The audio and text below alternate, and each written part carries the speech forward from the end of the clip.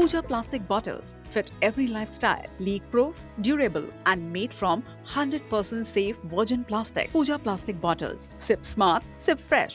MP में UCC लागू करने की कवायद अब तेज हो चुकी है और इसी बीच यूसीसी ड्राफ्टिंग कमेटी के मेंबर और पूर्व आईएएस शत्रुघ्न सिंह ने आदिवासियों को यूनिफॉर्म सिविल कोड यानी यूसीसी से बाहर रखने की संभावना जताई है।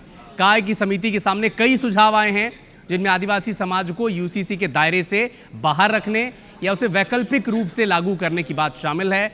हमारे संवाददाता से बातचीत में उन्होंने और क्या कहा है वो हिस्सा भी आप सुने। यूसीसी ड्राफ्टिंग कमेटी आज भोपाल पहुंची है, जो लोगों से सुझाव लिए जा रहे हैं कि कैसे यूसीसी का ड्राफ्ट तैयार होगा। अभी सुबह से बैठकों के में कई सारे सुझाव भी आए हैं। मेरे साथ यूसीसी ड्राफ्टिंग कमेटी के सदस्य शत्रुघ्न सिंह जी हैं, उनसे बातचीत करते हैं। सर, सुबह से आप सुझाव ले रहे हैं, क्या किस तरह के सुझाव आपके पास आए हैं? क्योंकि मध्य प्रदेश सरकार तय कर चुकी कि इसी मानसून सत्र में यूसीसी बिल लाया जाएगा। तो जो ड्राफ्ट है उस पर अंतिम निर्णय समिति ने नहीं लिया, इसलिए मेरा कुछ कहना मुनासिब नहीं होगा। लेकिन जहाँ भी जो लोकल समस्याएं होती हैं, जो कुछ लोकल परिस्थितियां होती हैं, उसको देखकर नए विचार आएंगे, उस पर विचार किया जाएगा। एग्जैक्टली क्या आएगा ड्राफ्ट में तो मैं नहीं बता सकता अभी। मध्य प्रदेश की जो पॉपुलेशन है उसमें बड़ी संख्या आदिवासियों की है, तो उसको लेके क्या कुछ कमेटी के पास सुझाव आए हैं और क्या उसको, क्योंकि सरकार कह रही है कि आदिवासियों को इससे अलग रखा जाएगा। तो सरकार की ओर से एक वक्तव्य दिया गया है। जहाँ तक समिति के समक्ष विचार प्रकट करने की बात है, कई प्रकार के विचार आए हैं। एक डोमिनेंट विचार तो ये आया है कि अनुसूचित जनजाति के व्यक्तियों को यूसीसी की परिधि से बाहर रखा जाए। एक विचार ये भी आया है कि इसे ऑप्शनल कर दिया जाए, यदि वो चाहें तो इसकी परिधि में आए, न चाहें तो ना आए। एक विचार ये भी आया कि पार्शली लागू कर दिया जाए, अर्थात जैसे मिसाल के तौर पे कहा गया कि उनके अनुसूचित जाति के व्यक्तियों के बीच में यदि विवाह होती है तो उनका रजिस्ट्रेशन का काम यूसीसी के तहत किया जाए, बाकी प्राविधान लागू न हो। तो तरह तरह के विचार आए, समिति इस पर मनन करेगी। इसमें एक बड़ी बात यह है कि जो लोग दूसरे धर्म के या दूसरी जाति के, अनुसूचित जाति की महिलाओं से शादी करते हैं, लड़कियों से, तो वो कहीं ना कहीं उसको लेके भी कुछ बातें हैं।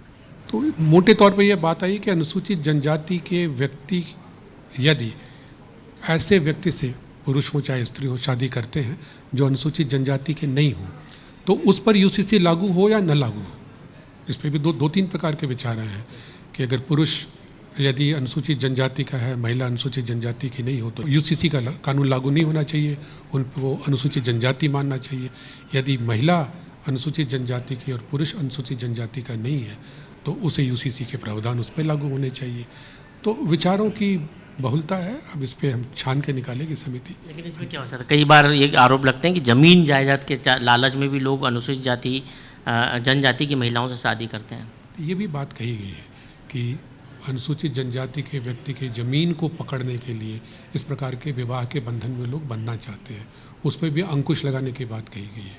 कब तक सर सुझाव लेंगे? अब सुझाव का ये अंतिम दौर है और समिति के पास समय कम है, तो समिति तो अपने सभी रिपोर्ट और ड्राफ्ट कोड अगले 10-15 दिन में तैयार करके राज्य सरकार को सौंपना चाहेगी।